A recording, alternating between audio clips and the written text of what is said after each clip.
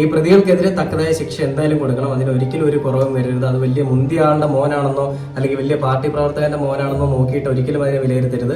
തെറ്റ് ചെയ്യുന്നവൻ ഏതവനാണെങ്കിലും അവനുള്ള തെറ്റിനുള്ള ശിക്ഷ, ഒരു തെറ്റ് ചെയ്യാൻ പോകുമ്പോൾ അവനെ മുട്ട് പറയുന്ന ഒരു സംവിധാനം അല്ലെങ്കിൽ ഒരു ശിക്ഷ നമ്മുടെ നാട്ടിൽ വന്നെങ്കിൽ മാത്രമേ ഈ പറയുന്ന തന്തയില്ലായ്മയ്ക്ക് ഒരു അറുതി വരികയുള്ളൂ. അപ്പോൾ ഒരു കാര്യം കൂടി പറഞ്ഞ് ഞാൻ അവസാനിപ്പിക്കുകയാണ്.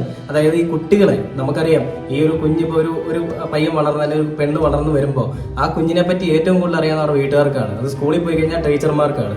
അത് കഴിഞ്ഞിട്ടാണ് സമൂഹത്തിലേക്ക് വരിക. സമൂഹത്തിലേക്ക് വരുമ്പോൾ തെറ്റ് കണ്ടു കഴിഞ്ഞാൽ അടിച്ച് പഠിപ്പിക്കാനുള്ളവർ അത് പഠിപ്പിക്കും. പക്ഷേ കുടുംബത്തിൽ നിന്ന് വരുമ്പോൾ അത് മനസ്സിലാക്കാൻ കുടുംബത്തിന് സാധിച്ചില്ലെങ്കിൽ, അല്ലെങ്കിൽ അവരെ നേരെ നടത്താൻ കുടുംബത്തിന് സാധിച്ചില്ല എന്നുണ്ടെങ്കിൽ അത് മാതാപിതാക്കളായ അല്ലെങ്കിൽ ചേട്ടനായ, അനിയനായ, ചേച്ചിയായ, അമ്മയായ നിങ്ങൾ ഓരോരുത്തരുടെയും ആ ഭാഗത്ത് തെറ്റാണ്, അല്ലെങ്കിൽ നിങ്ങളുടെ കഴിവുകേടാണ്. കഴിവുകേട് തന്നെയാണ്. അതേപോലെ തന്നെ ഈ പിള്ളേര് പറയണത് വിശ്വസിക്കാതെ ഇപ്പൊ സ്കൂളിൽ ടീച്ചർ അടിച്ചു. ഒരു കാര്യം കൂടെ ഞാൻ പറഞ്ഞുതരാം. ഞാൻ പഠിച്ച സെന്റ് മേരീസ് സ്കൂൾ, പട്ടം സെന്റ് മേരീസ് ആണ് പഠിച്ചത്, തിരുവനന്തപുരം. എന്നത് ഏഷ്യയിലെ ഏറ്റവും